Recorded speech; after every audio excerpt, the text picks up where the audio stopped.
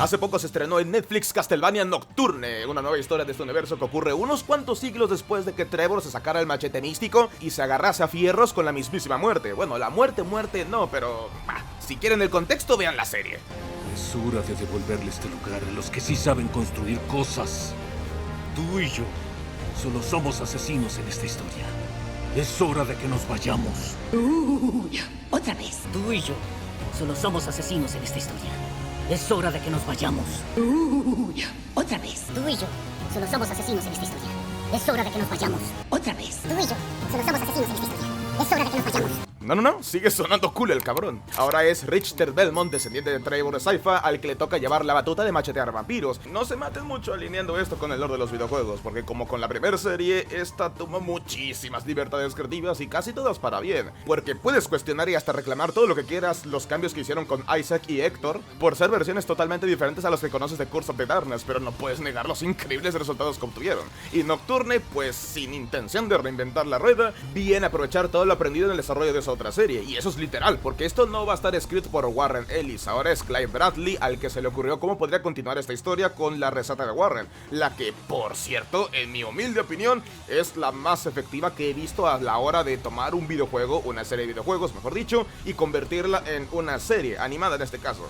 Porque no solo es tomar Drácula's Curse y a ver cómo me la chingo para sacar una trama intrincada de aquí, lo suficientemente elaborada como para tener 3 grupos de protagonistas y quizás entrecruzar sus historias. Es más bien tomar el lore como de 4 juegos y sin miedo al éxito cambiar todo lo necesario para mezclarlos de una manera tan natural que ni parecen que originalmente sean historias diferentes, en contextos diferentes, con personajes, sí, adivinaste, también diferentes. Pues Nocturne viene a seguir esa misma receta, mezclando el lore de más de un juego y tomando los personajes con los que creen que pueden hacer más interesante la historia, y les han hecho no pocos cambios, ya te voy diciendo, Por ejemplo, las doncellas del juego, Tera, María, Annette e Iris, las hemos retocado severamente. Tera, por ejemplo, ya no es una monja, en esta versión es una hechicera y madre de María, que servirá bastante para desarrollar ese personaje. María, por cierto, aunque también es otra doncella rescatada en el juego, en ambas versiones es una cazadora de vampiros, pero con un severo cambio en la personalidad.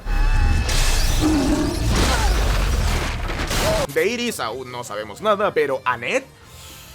Bueno, ningún cambio es malo en mi opinión. De pensar 2 veces, igual y sí, pero ninguno malo al final. En tema de los videojuegos, hasta ahora he identificado Rondo of Blood, también Drácula X, sí, técnicamente hablando, ese es un remake de Rondo of Blood, pero es complicado. Symphony of the Night, y por ahí también se sumó Harmony of Dissonance.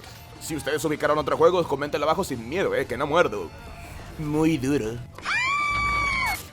Sin embargo, pese a que está la violencia, el gore y el mismo estilo de no temerle al éxito haciendo lo que tengan que hacer con los personajes, parece no haber tenido el mismo resultado de la primera serie. Para algunos de plano la serie está mal. Yo puedo decirte que, pues mala no es, pero sí tiene al menos 4 cosas que darán de qué hablar para que algunos le agarren disgusto a la nueva serie. Primero, el ya sonadísimo cambio de etnia en los personajes.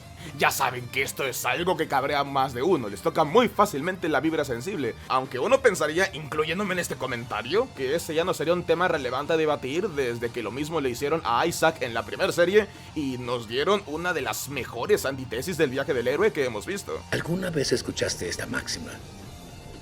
Si un hombre no tiene su propia historia, se convertirá en parte de la de alguien más. Pues ahora tenemos a Annette, retomemos el tema de las doncellas. Aquí pasó de ser un personaje secundario, una simple doncella blanca que ir a rescatar, vaya, una bitch, una bitch de toda la vida, a ser una guerrera afrodescendiente con magia heredada de alguna diosa que le permite manipular la tierra y el metal. Vaya, a todas luces es un personaje diferente. La cosa es que le duela quien le duela, en primer lugar no se perdió mucho. La Annette original era una damisela en peligro y poco más. En segundo lugar, esta tiene que ser una de las mejores inclusiones que he visto. El proceso suele ser tenemos un personaje casi siempre pelirrojo y de repente ¡pum! Ahora eres negro. ¿Ese cambio tiene algún propósito? No, es el mismo personaje, el mismo trasfondo, el mismo rol, la misma personalidad, solo que ahora es negro. Bueno, pues este no es el caso, ya que como la historia está ubicada en tiempos de revolución, necesitaban un personaje que supiese de lo que era la búsqueda de la libertad. Y no se les ocurrió una mejor idea que hacer que uno de los personajes fuese alguien que experimentase la esclavitud.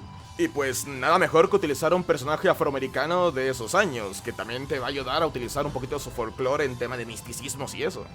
Y así es como Annette pasó a ser una chica negra, no por necesidad de inclusión, sino porque genuinamente tienen un mejor concepto de los protagónicos de esta versión de la historia. Una guerrera con sus propios traumas, su propia experiencia huyendo de sus miedos. Obviamente la raza tiene algo que ver con esa experiencia que tuvo, hasta que encontró el valor y el poder para enfrentarlos, cosa que necesitará para juzgar y luego perdonar a Richter por su cobardía. Y esa es la segunda cosa de la que hay que hablar, porque mientras por ejemplo el tema de Annette y Tera mejora los personajes en su trasfondo y en sus relaciones personales con otros personajes, Richter es algo que no te puedo decir si está ok o no, porque el gusto por esta clase de personajes es increíblemente subjetivo, y eso lo digo porque Richter es muy débil emocionalmente hablando. Sí, la serie te va a manejar un Belmont que se quiebra frente a su Drácula cuando se supone que era hora de ser un héroe.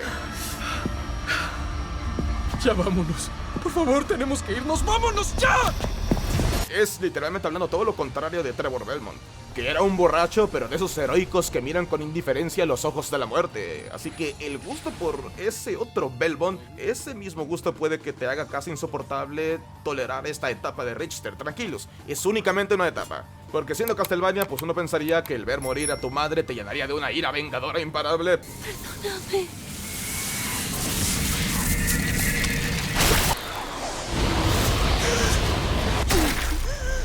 Pero no, en esta ocasión nos tocará ver a un Belmont traumatizado. Y siendo fieles a la verdad, si ustedes son de los que saben apreciar un guión que planea retar a los personajes, esto es menos interesante de lo que suena.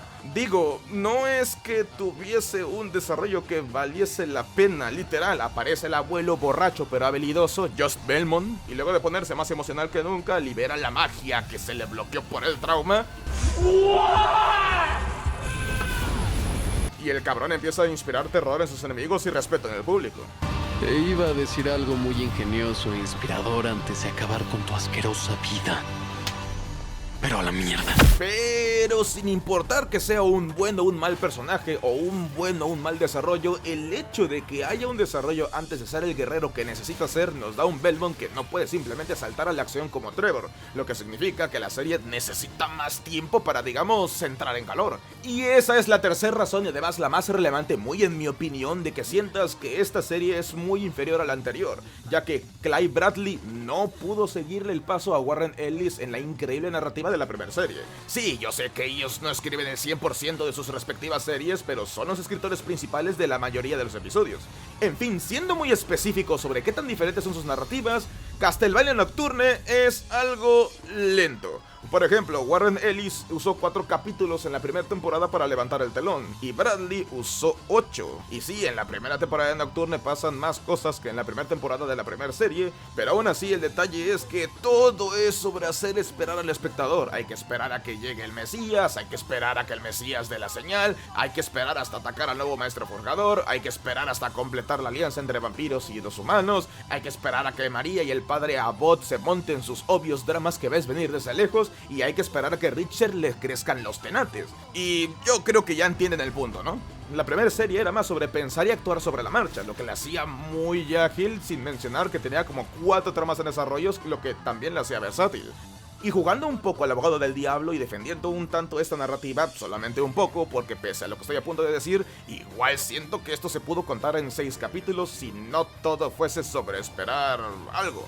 Y es que hay que considerar la diferencia en época, que es muy importante para qué tan rápido se puede menear la historia. En la primera serie, Drácula puso de rodillas a un país con las criaturas de la noche que creó en un año, y por lo primitivo que el mundo estaba, pues no fue ningún problema. El mundo de Nocturne es un tanto más modernos y ya no hay tantos maestros forjadores como Isaac o Héctor, y los vampiros pues tienen más cuidados a la hora de atacar en gran escala antes de estar listos.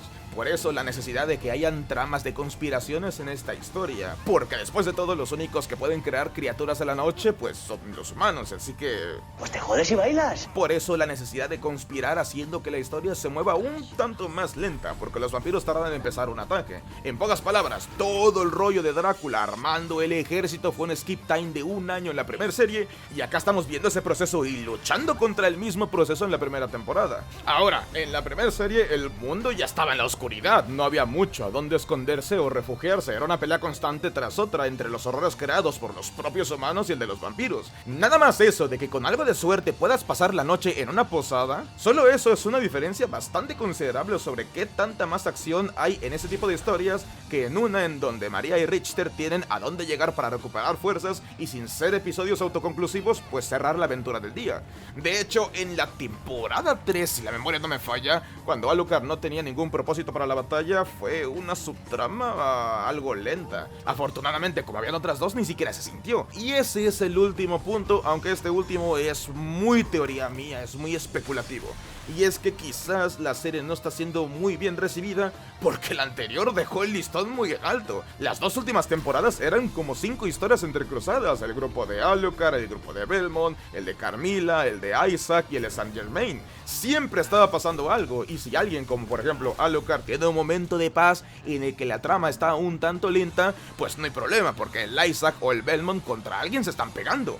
Entonces, si las pones a la par y las comparas, pues la narrativa de Nocturne se siente más lenta de lo que realmente es. Porque pues a pesar de que técnicamente hablando esto es una secuela, esta apenas está levantando el telón. Hay que presentar personajes, hay que presentar villanos, hay que presentar la situación, la problemática, hay que ponerse turbios, hay que hacer un montón de cosas antes de poder levantar el telón. Y solo tiene 2 grupos de personajes y lo que sea que Orlok esté haciendo, además de salvarle el chulo sin H al Misak, porque no sé, supongo que pule muy bien el mazo, o qué sé yo. ¿Esto puede impedirles llegar a una segunda temporada? Pues yo espero que no, porque Alucard ha llegado con un increíble cliffhanger de esos silenciosos pero salvadores para acarrear esta serie. Soy Alucard, hijo de Drácula. Y si pelean contra mí, van a morir. Igual que miles de vampiros antes que ustedes. Otra vez. Y si pelean contra mí, van a morir. Igual que miles de vampiros antes que ustedes. Otra vez. Y si pelean contra mí, van a morir. Igual que miles de vampiros antes que ustedes. Otra vez. Y si pelean contra mí, van a morir. Igual que miles de vampiros antes que ustedes. Otra vez.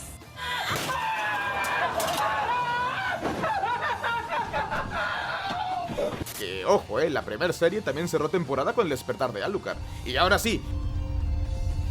Por supuesto.